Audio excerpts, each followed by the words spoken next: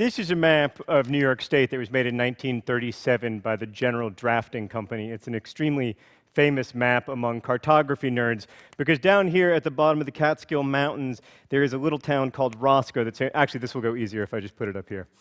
There's Roscoe, and then right above Roscoe is Rockland, New York, and then right above that is the tiny town of Agloe, New York. Agloe, New York is very famous to cartographers because it's a paper town. It's also known as a copyright trap. Map makers, because my map of New York and your map of New York are going to look very similar on account of the shape of New York, often map makers will insert fake places onto their maps in order to protect their copyright, because then, if my fake place shows up on your map, I can be well and truly sure that you have robbed me. Agloe is a scrabblization of the initials of the two guys who made this map, Ernest G. Alpers and Otto Lindbergh, and they released this map in 1937. Decades later, Rand McNally releases a map with Agloe, New York on it at the same exact intersection of two dirt roads in the middle of nowhere. Well, you can imagine the delight over at General Drafting. They immediately call Rand McNally, and they say, "We've caught you. We made Agloe, New York up. It is a fake place. It's a paper town. We're going to sue your pants off." And Rand McNally says, "No. Agloe is real." Because people kept going to that intersection of two dirt roads in the middle of nowhere, expecting there to be a place called Agloe, someone built a place called Agloe, New York. It had a gas station, a general store, two houses at its peak. And this is, of course, a completely irresistible metaphor to a novelist, because we would all like to believe that the stuff that we write down on paper can change the actual world in which we're actually living, which is why my third book is called Paper Towns. But what interests me ultimately more than the medium in which this happened is the phenomenon itself. It's easy enough to say that the world shapes our maps of the world, right? Like the overall shape of the world is obviously going to affect our maps. But what I find a lot more interesting is the way that the manner in which we map the world changes the world. Because the world would truly be a different place if north were down. And the world would be a truly different place if Alaska and Russia weren't on opposite sides of the map. And the world would be a different place if we projected Europe to show it in its actual size. The world is changed by our maps of the world. The way that we choose to sort of our personal cartographic enterprise also shapes the map of our lives, and that in turn shapes our lives. I believe that what we map changes the life we lead. And I don't mean that in some like secret-y Oprah's Angels network, like you can think your way out of cancer sense. But I do believe that while maps don't show you where you will go in your life, they show you where you might go. You very rarely go to a place that isn't on your personal map. So I was a really terrible student when I was a kid. My GPA was consistently in the low 2s. And I think the reason that I was such a terrible student is that I felt like education was just a series of hurdles that had been erected before me and that I had to jump over in order to achieve adulthood. And I didn't really want to jump over these hurdles because they seemed completely arbitrary, so I often wouldn't. And then people would threaten me. They'd threaten me with this going on my permanent record, or you'll never get a good job. I didn't want a good job. As far as I could tell, at 11 or 12 years old, like people with good jobs woke up very early in the morning. And the men who had good jobs, one of the first things they did was tie a strangulation item of clothing around their necks. They literally put nooses on themselves, and then they went off to their jobs, whatever they were. That's not a recipe for a happy life. These people, in my symbol-obsessed 12-year-old imagination, these people who are strangling themselves as one of the first things they do each morning, they can't possibly be happy. Why would I want to jump over all of these hurdles and have that be the end? That's a terrible end. And then, when I was in 10th grade, I went to this school, Indian Springs School, a small boarding school outside of Birmingham, Alabama. And all at once, I became a learner. And I became a learner because I found myself in a community of learners. I found myself surrounded by people who celebrated intellectualism and engagement and who thought that my ironic, oh-so-cool disengagement wasn't clever or funny, but like it was a simple and unspectacular response to very complicated and compelling problems. And so I started to learn because learning was cool. I learned that some infinite sets are bigger than other infinite sets, and I learned what iambic pentameter is and why it sounds so good to human ears. I learned that the Civil War was a nationalizing conflict. I learned some physics. I learned that correlation shouldn't be confused with causation. All of these things, by the way, enrich my life on a literally daily basis. And it's true that I don't use most of them for my job. But that's not what it's about for me. It's about cartography. What is the process of cartography? It's, sailing upon some land and thinking, I think I'll draw that bit of land. And then wondering, maybe there's some more land to draw. And that's where learning really began for me. It's true that I had teachers that didn't give up on me, and I was very fortunate to have those teachers because I often gave them cause to think there was no reason to invest in me. But a lot of the learning that I did in high school wasn't about what happened inside the classroom. It was about what happened outside of the classroom. For instance, I can tell you that there's a certain slant of light winter afternoons that oppresses like the heft of cathedral tunes, not because I memorized Emily Dickinson in school when I was in high school, but because there was a girl when I was in high school, and her name was Amanda, and I had a crush on her, and she liked Emily Dickinson poetry. The reason I can tell you what opportunity cost is because one day when I was playing Super Mario Kart on my couch, my friend Emmett walked in and he said, "How long have you been playing Super Mario Kart?" And I said, "I don't know, like 6 hours?" And he said, "You realize that if you'd worked at Baskin-Robbins those 6 hours, you could have made $30. So in some ways, you just paid $30 to play Super Mario Kart." And I was like, "I'll take that deal." But I learned what opportunity cost is. And along the way, the map of my life got better. It got bigger. It contained more places. There were more things that might happen, more futures I might have.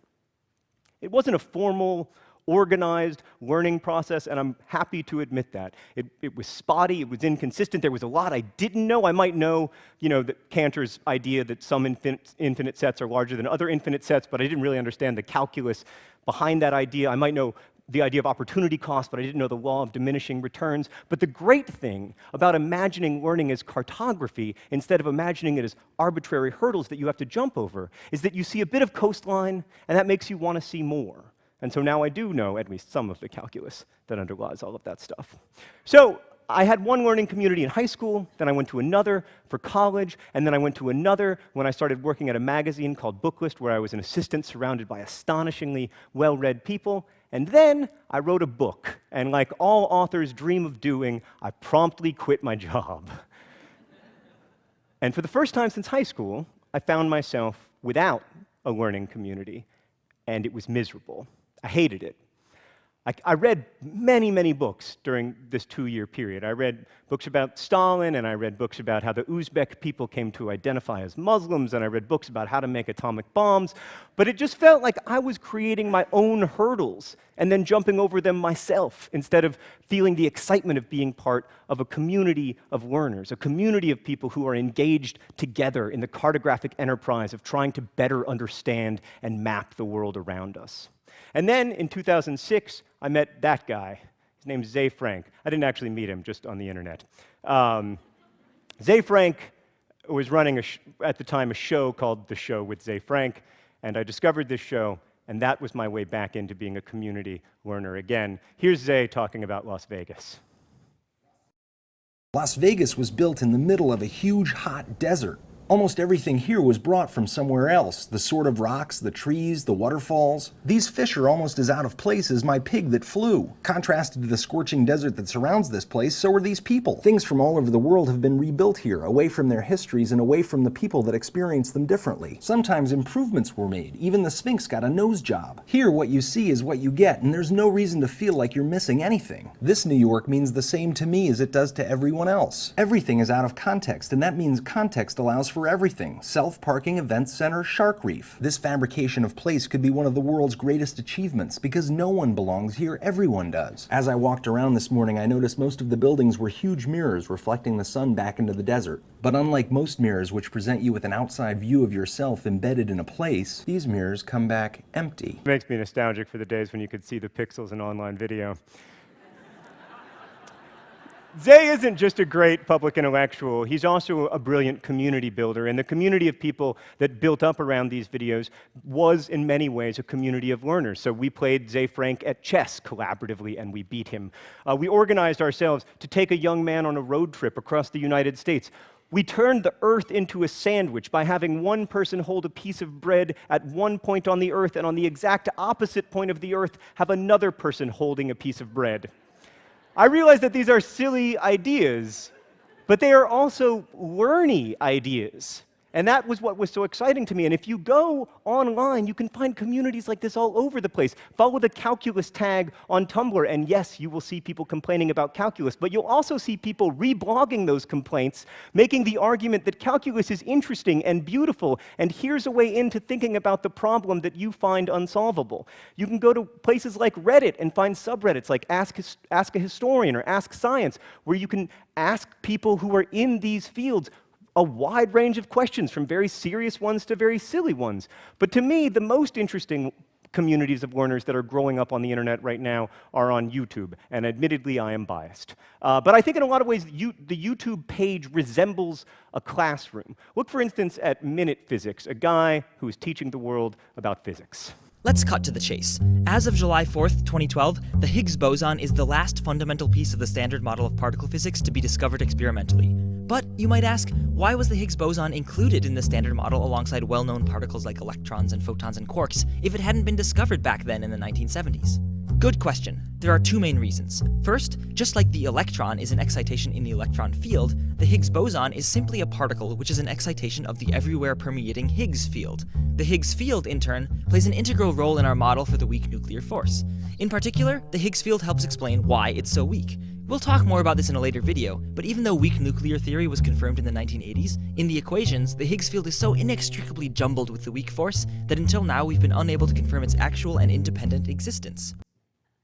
Or here's a video that I made as part of my show Crash Course, talking about World War I. The immediate cause was, of course, the assassination in Sarajevo of the Austrian Archduke Franz Ferdinand on June 28, 1914, by a Bosnian Serb nationalist named Gavrilo Princip. Quick aside, it's worth noting that the first big war of the 20th century began with an act of terrorism. So Franz Ferdinand wasn't particularly well liked by his uncle, the Emperor Franz Joseph. Now that is a mustache. But even so, the assassination led Austria to issue an ultimatum to Serbia, whereupon Serbia accepted some, but not all, of Austria's demands, leading Austria to declare war against Serbia. And then Russia, due to its alliance with the Serbs, mobilized its army. Germany, because it had an alliance with Austria, told Russia to stop mobilizing, which Russia failed to do, so then Germany mobilized its own army, declared war on Russia, cemented an alliance with the Ottomans, and then declared war on France because, you know, France. And it's not just physics and world history that people are choosing to learn through YouTube. Here's a video about abstract mathematics. So you're me and you're in math class yet again because they make you go like every single day, and you're learning about, I don't know, the sums of infinite series. That's a high school topic, right? Which is odd because it's a cool topic, but they somehow managed to ruin it anyway, so I guess that's why they allow infinite series in the curriculum. So, in a quite understandable need for distraction, you're doodling and thinking more about what the plural of series should be than about the topic at hand. Series, series, and seri? Or is it that the singular should be changed, one seri, or cirrus, or serum, just like the singular of sheep should be shoop? But the whole concept of things like a half plus a fourth plus an eighth plus a 16th and so on approaches one is useful if, say, you want to draw a line of elephants, each holding the tail of the next one. Normal elephant, young elephant, baby elephant, dog-sized elephant, puppy-sized elephant, all the way down to Mr. Tusks and beyond, which is at least a tiny bit awesome because you can get an infinite number of elephants in a line and still have it fit across a single notebook page. And lastly, here's Destin from Smarter Every Day talking about the conservation of angular momentum, and since it's YouTube, cats. Hey, it's me, Destin. Welcome back to Smarter Every Day. So you've probably observed that cats almost always land on their feet. Today's question is why? Like most simple questions, there's a very complex answer. For instance, let me reword this question. How does a cat go from feet up to feet down in a falling reference frame without violating the conservation of angular momentum? So here's something all 4 of these videos have in common. They all have more than 500,000 views on YouTube. And those are people watching not in classrooms, but because they are part of the communities of learning that are being set up by these channels.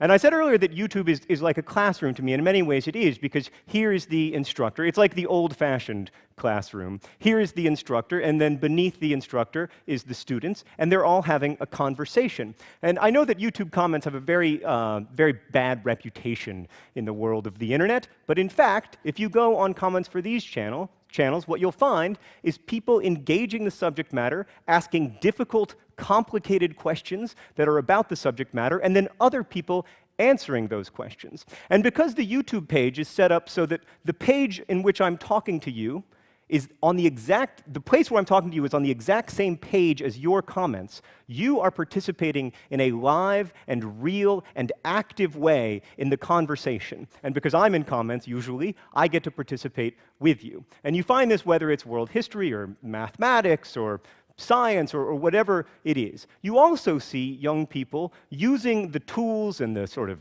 genres of the internet in order to create places for intellectual engagement instead of the ironic detachment that maybe most of us associate with memes and other internet conventions. You know, got bored, invented calculus, or here's Honey Boo Boo criticizing industrial capitalism. In case you can't see what she says. Yeah. I really believe that these spaces, these communities, have become, for a new generation of learners, the kind of communities, the kind of cartographic communities that I had when I was in high school and then again when I was in college. And as an adult, refinding these communities has reintroduced me to a community of learners and has encouraged me to continue to be a learner even in my adulthood, so that I no longer feel like learning is something reserved for the young. Weihart and minute physics introduced me to all kinds of things that I didn't know before. And I know that we all hearken back to the days of the Parisian Salon and the Enlightenment, or to the Algonquin Round Table, and wish, oh, I wish I could have been a part of that. I wish I could have laughed at Dorothy Parker's jokes. But I'm here to tell you that these places exist. They still exist. They exist in corners of the internet where old men fear to tread. And I truly, truly believe that when we invented Aglo New York in the 1960s, when we made Aglo real, we were just getting started. Thank you.